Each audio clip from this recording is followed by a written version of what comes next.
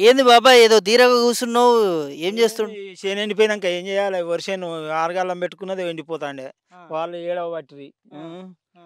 ఇగ మరి ఓదార్చడానికి వచ్చినాం. ఓదార్చడానికొచ్చిర్రా ఆ! మీ తోటి రైతులని? ఆ! ఎందుకే? ఏమైంది అంత బాధ ఏమొచ్చింది? ఇప్పుడు 7 ఏళ్ల నుంచి ఎన్నడూ కాలువ పుష్కలంగా వచ్చేది. ఆ! ఇప్పుడు పంపులు బంద్ చేసి ఒకటే పంపు నడిపిత్తారట. ఆ! 3 పంపులకు ఒకటే పంపు నడిపిత్తారట. ఆ! అదైనా ఆధార్ పంపులు బంద్ చేసి ఇప్పుడు కొత్త పంప్ ఓపెన్ చేసి కొత్త పంపుతోటి నడిపిత్తారు. గట్ల నెర్రలు పారుతున్నాయి ఎందుకే నేలలు? ఈ వర్షం లేకనే, ఆ! వాన లేకనే ఆ! వా ఇప్పుడు కాలువలొత్తే ఇది ఇదివరకు హ్మ్. ఎంత మంచిగుండేది. ఆ! ఒక్క గుంట గూడా ఎండిపోలే ఈ 7 ఏళ్ల నుంచి. ఆ! ఆ! ఒక్క గుంట గూడా. హ్మ్.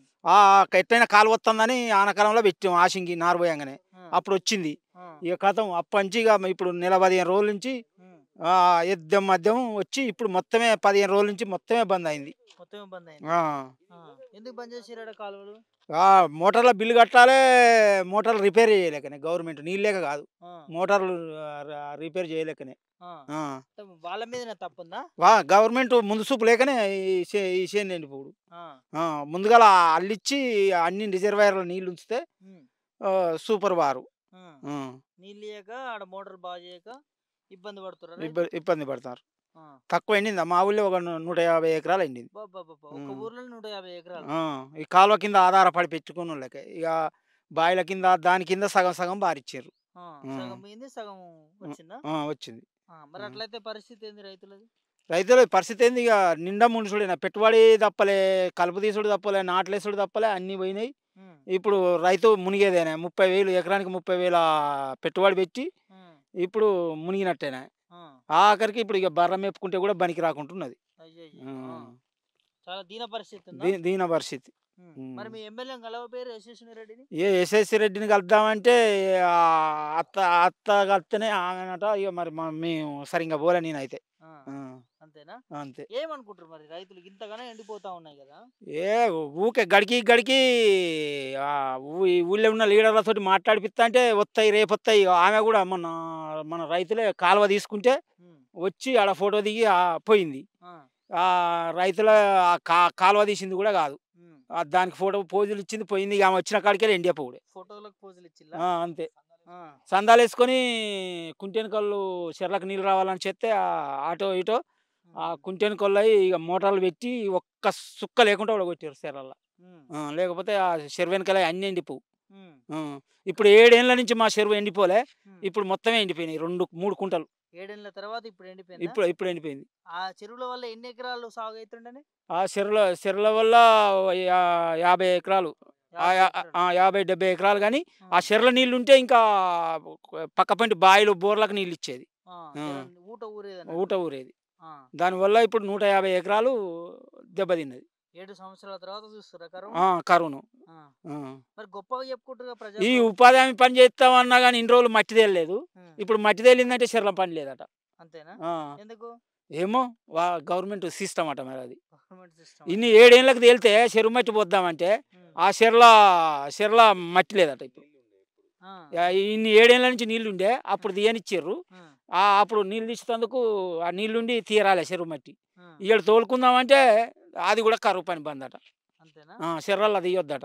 ఆ! హ్మ్. మరి గిన్ని గొప్ప గొప్ప మాటలు చెప్పుకుంటా మళ్ళా ఉన్నారు. ఈ గవర్నమెంట్ ఫండ్స్ గూడా గాదు. అది సెంట్రల్ గవర్నమెంట్ ఫండ్స్. ఆ చెర్లల్ల పూడికలు పెడితే చెరువు మట్టి కొట్టుకొని హ్మ్. రైతులు సంతం తోలుకుండ్రు. హ్మ్. దాంట్లో లేబరు ట్రాక్టర్‌లో నింపితే హ్మ్. వాళ్ళకి కూలి పడు.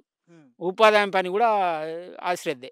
సరే. హ్మ్. రైతుల పరిస్థితి ఇట్లుంది. ఆ! గ్యారంటీల పరిస్థితి ఏందో వస్తున్నాయా మరి? గ్యారంటీ ఏమున్నది ఒక ఫ్రీ కరెంటు హ్మ్. 5 ఎంత నేను 250 కట్టేది ఆ! నెలకు. ఆ! Current bill. 250కి నాకు ఇప్పుడు 40,000 వచ్చేది.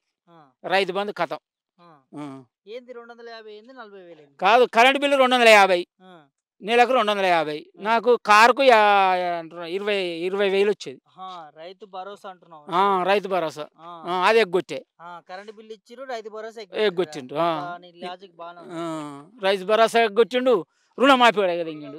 రుణమాఫీ కూడా రాలేదా? రుణమాఫీ మా ఊళ్ళో 250 మందికొచ్చినాయి. ఆ! ఇంకా 240 మందికి రాలే. 150 మందికొచ్చినాయి. ఒక్క సిరసగంలో ఒక 10 మందికే ఎక్కువొచ్చినాయి. ఆ! ఆ! మిగతా మాకు వాళ్ళు రాలే. రాలే. ఏమంటారు మరి అధికారులు బ్యాంక్ ఏమంటే ఇక వస్తాయి అన్నారు. ఇక చేతెత్తేసినట్టే. ఇక ఏమున్నాయి, ఇక ఇంకేమన్నా ఎన్నడొస్తాయి. మరి అసెంబ్లీలో గొప్పగా చెప్తున్నారు రుణమాఫీ నేను అందరు చేసిందంటాను కానీ మా ఊళ్ళో 240 మంది ఉన్నారు.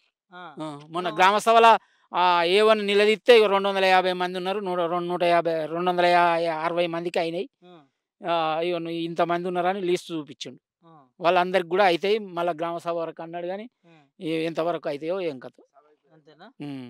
ఆ, ఎట్లా అనిపిస్తుంది రేపు ఫస్ట్ టైం అయిందిగా ముఖ్యమంత్రి రేవంత్ రెడ్డి ఫస్ట్ సారే అయిండు. ఉమ్, అన్నీ ఇప్పుడు ఎవ్వలైనా ఒక 10 ఏక మన ఇంటి సంవత్సరంలో కూడా 10 ఏక ఉండదు. ఉమ్, నేను పాత బకాయే కడతానా ఉమ్, అని ఒక నిందేసుడే కానీ ఉమ్, ఈ కరెక్ట్ చేసుడు లేదు.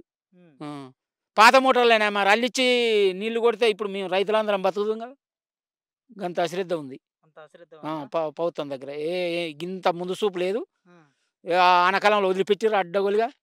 ఉమ్. ఇప్పుడేమో మాకు ఇంత ఇబ్బంది ముందుగా మీకు వాటర్ స్టోరేజ్ చేసి నీళ్ళు ఇచ్చుంటే ఈ ఎండిపోయిన పరిస్థితి రాకపోతుండే రాకపోవు. అంత ఇంత నీళ్ళు వచ్చు ఎండలకైనా పారా పారు. ఉమ్, ఇప్పుడు ఎన్నడూ ఎండిపోలే. ఈయడే ఎండిపోయింది.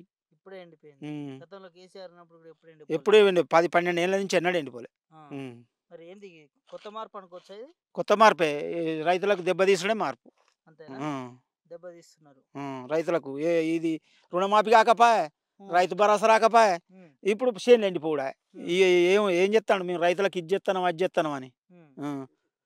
ఇప్పుడు సన్న బియ్యం అంటాడు. సన్న బియ్యం ఎంతమందికి ఇస్తాడో, లేకపోతే ఆ దొడ్డు బియ్యం సన్న బియ్యం చేసి ఇస్తాడో. అట్లా కూడా చేస్తారా? చేయొచ్చు. ఏం చెప్తున్నారు రేవంత్ రెడ్డి? ఏది ఏ పథకం మొదలు పెట్టినా దాని సగమే. ఆ, ఆ. ఆ, మహిళలకు 2500 అన్నాడా. ఆ. మా ఊళ్ళో 7 సెలెక్ట్ చేసినారు. వాళ్ళకు కూడా ఇంతవరకు రాలే. అంతే. అవ్వలకు అమ్మలకు అందరికి ఇస్తా, ఇద్దరు అని మొగలకు ఇస్తా అన్నాడు. ఆ. ఇంతవరకు ఒక పింఛని, పాత పింఛని తప్ప ఈ ఒక్క పింఛని కూడా రాలే. ఉమ్. ఉమ్.